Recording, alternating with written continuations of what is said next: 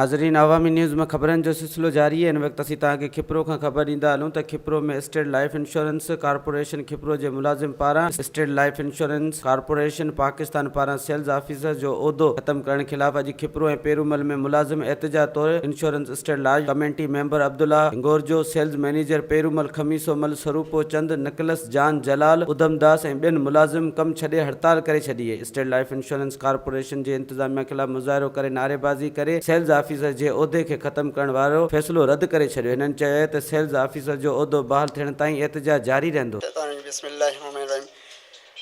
Sales manager state life insurance Abdullah Hingorjo में एसो cadre जो स्टेट लाइफ की तरफ से जो ख़त्म किया जा रहा है, हमारी अपील है कि इमरान खान से ये एसो कैडर हमारा बहाल किया जाए और ये जो है हमारा आगे चल कर फील्ड वालों के लिए बिल्कुल ये नाजायज़ फ़ैसला है जो बोर्ड चेयरमैन स्टेट लाइफ वालों ने किया है।